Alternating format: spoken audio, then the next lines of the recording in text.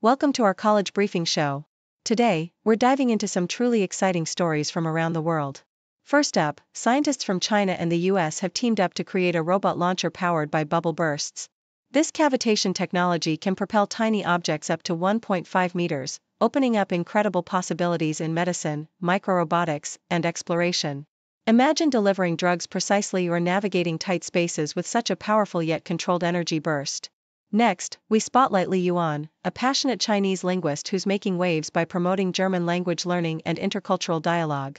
Her innovative techniques are helping students bridge the gap between China and Germany, fostering understanding and collaboration across cultures. It's a fantastic example of how education can build global connections. Finally, in China's football scene, grassroots leagues like Jiangsu Suqiao are thriving, attracting large crowds and community pride. Unlike the troubled top-tier Chinese Super League, these local tournaments are powered by genuine passion and social media buzz. Experts believe integrating this grassroots enthusiasm could breathe new life into professional football in China. That's all for now. Please continue to watch for more detailed stories. South China Morning Post vividly describes a groundbreaking innovation from China and the US, where scientists have tapped into the explosive power of cavitation bubbles to develop a miniature robot launching system. This marvel of engineering uses lasers to rapidly heat light-absorbing materials, inducing water droplets to vaporize and form bubbles that, upon collapsing, release immense energy. This sudden burst propels tiny jumpers, less than a milligram, up to 5 feet into the air with velocities reaching 39 feet per second. The researchers, inspired by natural phenomena like fern spores dispersing via cavitation and the archer fish's water jets, have created a versatile system capable of not only launching objects but also enabling miniature robots to swim through complex environments, even under liquids.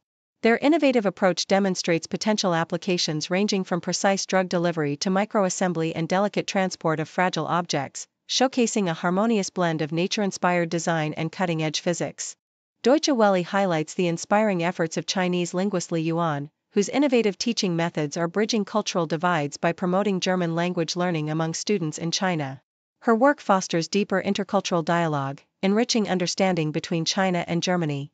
Through insightful analysis and creative pedagogical strategies, Li Yuan's contributions serve as a cultural conduit, nurturing mutual appreciation and cooperation. Her dedication exemplifies how education can transcend borders, transforming language learning into a vibrant exchange that cultivates global connections and mutual respect, making her a pivotal figure in fostering international understanding. Nikkei Asia offers a compelling narrative on the grassroots revival of football in China, contrasting it sharply with the struggling professional scene. In Jiangsu Province, the Suqiao League has unexpectedly captured the hearts of millions, with amateur teams representing local cities and drawing crowds of over 60,000 fans, far beyond initial expectations. This organic success, fueled by community pride, local enthusiasm, and innovative promotion strategies, stands in stark contrast to the top-down, often chaotic management of the Chinese Super League, marred by financial crises and corruption scandals. The genuine passion of local players and fans underscores a promising grassroots movement that could reshape Chinese football, but experts warn that integrating this energy into the broader professional system without stifling its authenticity remains a formidable challenge.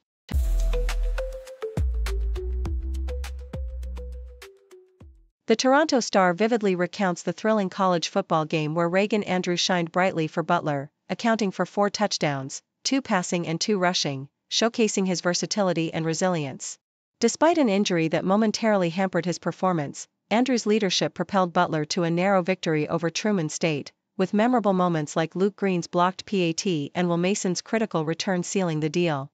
Meanwhile, Texas A&M's Marcel Reed electrified the field with 3 touchdown passes and a rushing score, leading the number 19 team to a commanding 44-22 win over Utah State before an injury forced him out of the game. The Aggies' defense also showcased dominance, sacking Utah State's quarterback 6 times and stifling their rushing game, exemplified by Cassius Howell's record-breaking sack streak. Backup quarterback Miles O'Neill stepped in with a spectacular 72-yard touchdown, ensuring the team maintained its momentum, highlighting the depth and resilience of the squad amid Reed's injury. Australian Broadcasting Corporation brings to life the unfolding drama at Sydney's First Steps Learning Centre, where a child safety mishap has cast a spotlight on the vital yet complex role of grandparents in childcare. A grandfather, mistakenly handed the wrong child during pickup, returned the toddler after realizing the mistake, prompting an investigation into the center's safety protocols. This incident underscores the broader reliance on grandparents, who often provide essential, unpaid care for working families, especially given the high costs of formal childcare in Sydney. Gohar Yazdabadi, CEO of the NSW Council on the Aging, highlights the mutual joy and practical necessity of grandparental involvement, with up to 63% of grandparents providing regular care for children under 10. However, she also emphasizes the increasing pressures on older adults, who are balancing rising living costs with physical and emotional demands, as societal shifts make grandparents more integral yet more burdened in the childcare landscape. Experts like Lynn Craig and Megan Blacksland shed light on the evolving nature of this support system, where grandparents often step in unexpectedly due to flexible work arrangements and the unpredictable hours of modern employment, sometimes leading to physical strain and emotional exhaustion. The articles collectively paint a vivid picture of resilience and societal change, whether on the football field or in the family care system. In sports, star athletes like Andrew and Reed demonstrate extraordinary talent and determination, overcoming injuries and adversity to lead their teams with passion and grit. Their stories are a testament to the power of perseverance and leadership in high-stakes environments. Conversely, the Australian story reveals the quiet yet profound influence grandparents have in supporting families, often at great personal cost. The incident at the childcare center serves as a stark reminder of the importance of safety and proper regulation, while also highlighting the vital role that older generations play in nurturing the next, often under significant physical and emotional strain. Both narratives underscore a common theme: resilience, whether in athletic pursuits or family caregiving, is essential to navigating the complexities of modern life.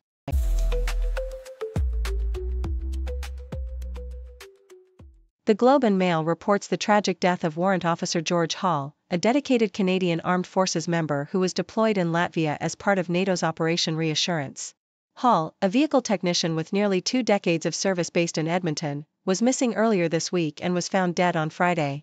The circumstances surrounding his death remain under investigation by Canadian and Latvian authorities, but officials have assured the public that there is no indication of an increased threat to the safety of Canadian personnel abroad.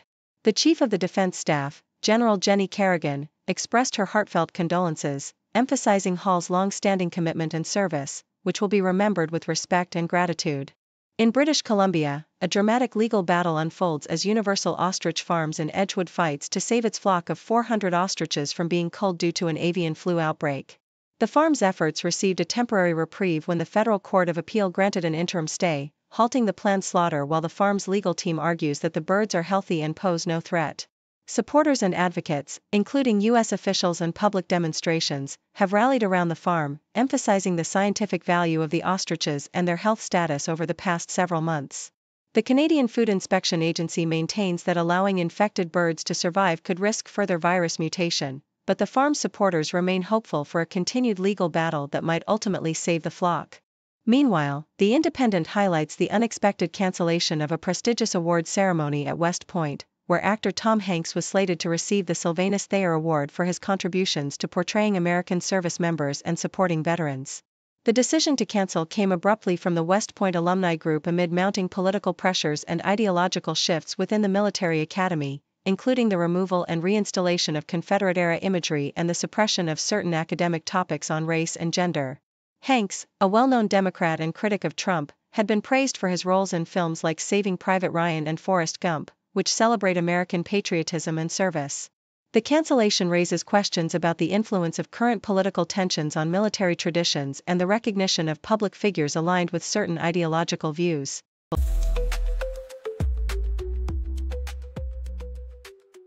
From the Globe and Mail, Aryna Sabalenka's victory at the US Open was a testament to her resilience and skill, as she defeated Amanda Anisimova in a gripping final. Despite a few nervy moments near the end, Sabalenka's powerful groundstrokes and aggressive play kept her ahead, making her the first woman in over a decade to win consecutive titles at Flushing Meadows since Serena Williams. The match was a roller coaster, with Anisimova fighting fiercely after losing her first major final without winning a game, and Sabalenka narrowly avoiding her own collapse after a costly mistake when serving for the match. The atmosphere was electric, with fans witnessing breathtaking exchanges of speed and power, highlighting the high stakes and intensity of modern tennis.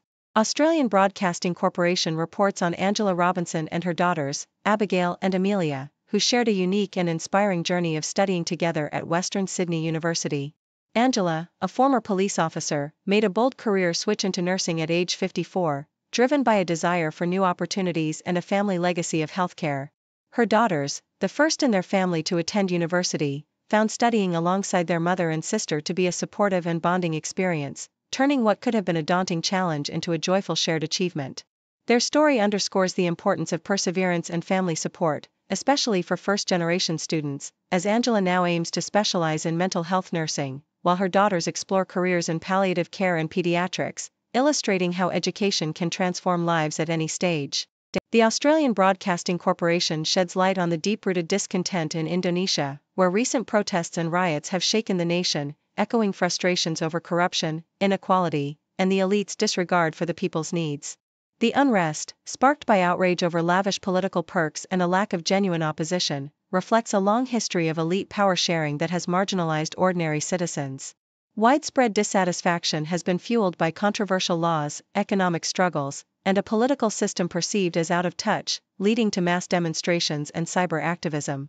Young Indonesians, feeling betrayed and hopeless about their future, have voiced their demands for real reform, calling for the dissolution of the parliament and greater public participation, as the government promises crackdowns and corruption eradication. But critics argue that meaningful change remains elusive amidst systemic issues of accountability and representation.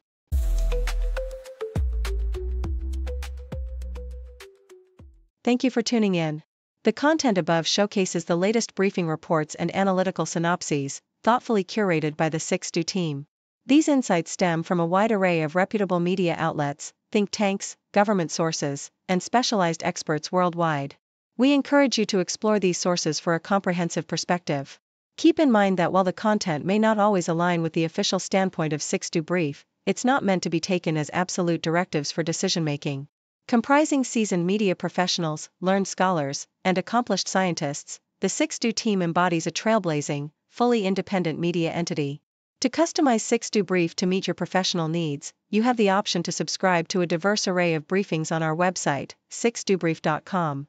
Regardless of your location, you can conveniently receive 6Do Brief via email.